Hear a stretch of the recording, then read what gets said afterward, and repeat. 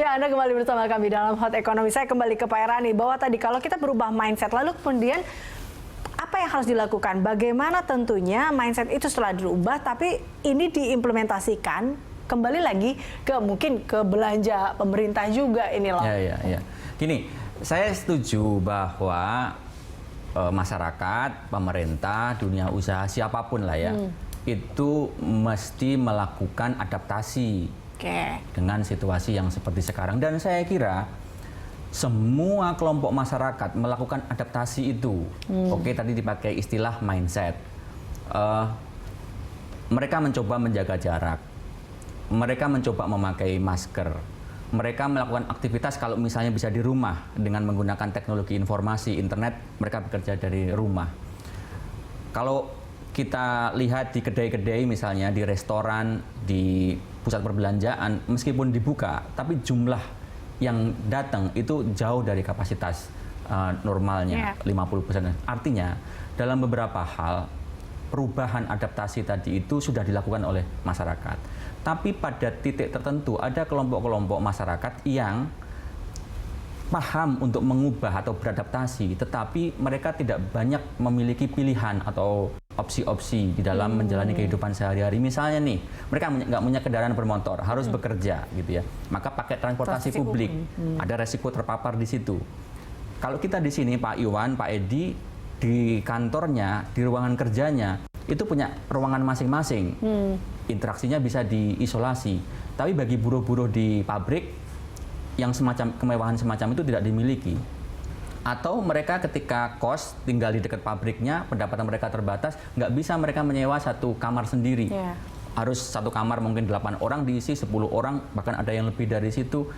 Nah, dalam situasi yang semacam itu, antara kesadaran untuk melakukan adaptasi dengan situasi sekarang dengan sumber daya yang dimiliki itu nggak bertemu. Nah, oleh karena itu, maka resiko-resiko tadi itu tetap terjadi, dan dalam banyak hal masyarakat sudah paham mengenai itu dan menjalankan. Justru ini katanya dengan tadi itu yang di pertanyaan, mohon maaf ini pada situasi yang semacam ini barangkali adaptasi mindset tadi itu yang harus mendapatkan perhatian penuh para birokrat, jajaran birokrasi.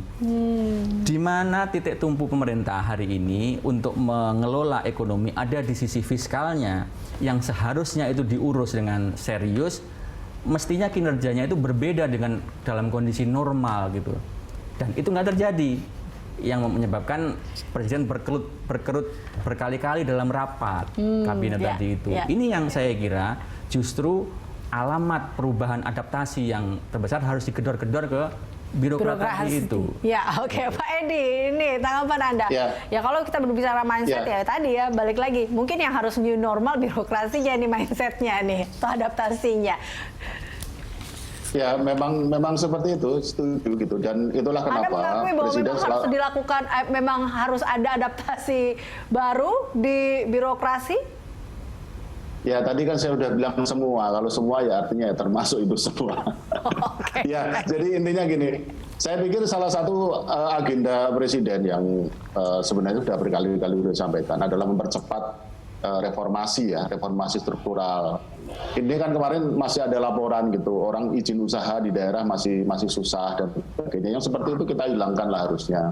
Makanya ini kan kalau secara teknis kan ya RUU Ciptaker lah itu ya. Terlepas dari beberapa pasal-pasal yang memang layak untuk diperdebatkan, didiskusikan. Saya kira idenya itu bagus gitu ya. Nah, ini yang mesti kita perjuangkan gitu kan. Kemudian ada reformasi belanja. Ini mengingatkan kita kan kembali bahwa belanja itu harus efektif ya. Kemudian reformasi penerimaan, akan dilakukan perampingan BUMN sehingga BUMN itu nggak menjadi cost center, tapi dia harus menjadi sumber penerimaan negara. Kemudian juga ada reformasi pembiayaan, bagaimana kita membiayai defisit. Kemudian yang tidak kalah pentingnya adalah reformasi untuk subsidi. Kita tahu bahwa banyak kritik subsidi-subsidi yang sekarang itu diberikan banyak yang sasaran, termasuk yang tadi disampaikan Pak Iwan, ada yang harusnya dapat tapi tidak dapat. Nah, ini mengingatkan kita bahwa mekanisme subsidi itu memang harus diperbaiki. Kemudian sektor kesehatan, sektor pendidikan, banyak sekali PR pemerintah. Saya setuju dengan Mas Mas Erani. Oleh karena itu tidak mudah, tetapi tidak ada cara lain, tidak ada pilihan lain. Kita harus mengarah ke sana. Nah, kalau saya selalu mengatakan kita lakukan sesuai dengan kapasitas dan kewenangan masing-masing. Jadi setujulah dengan itu semua gitu. Memang betul gitu ya. Tidak hanya masyarakat gitu. Nggak fair rasanya kalau memang dituntut hanya untuk masyarakat berubah dengan segala keterbatasannya. Pemerintah juga tentu saja penting untuk melakukan ini gitu, informasi dirinya atau dipaksa untuk mempercepat reformasi gitu. Meskipun juga kita tahu juga ada beberapa keterbatasan tertentu juga. Saya kira itu.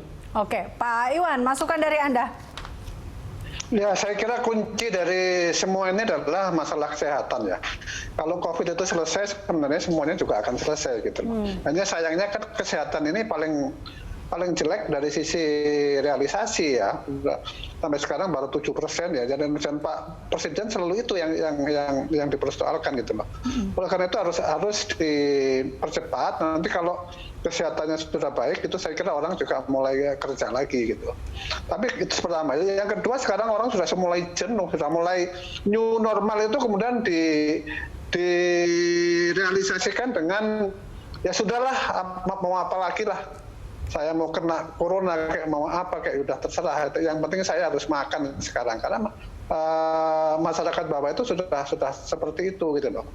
Dan itu sih baik-baik saja karena itu akan membuat ekonomi itu akan jalan.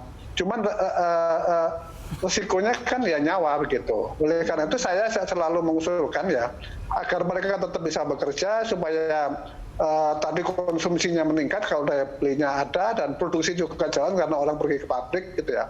Hanya saja protokol kesehatan itu harus ditegakkan ya. Dan masyarakat mungkin agak susah juga kalau di Jawa Timur tempatnya tetangganya Mas Erani di daerah Surabaya itu masker dijadikan topi malah begitu. Nah, oleh karena itu menurut saya mau nggak mau mereka harus dikasih ya. Misalnya udahlah kasih subsidi aja untuk face shield itu ya, face shield itu. Harganya kan 30.000 itu kalau satu orang dikasih 3 baru 100.000. Kalau 100 juta orang dikasih itu baru 10 triliun. Kalau dia pakai itu, pakai masker, kerja itu pasti akan jauh lebih aman gitu. Itu daripada misalnya dipakai kartu prakerja aja 20 triliun gitu. Tapi kalau dikasih ke masyarakat dalam bentuk subsidi itu saya kira bagus ya.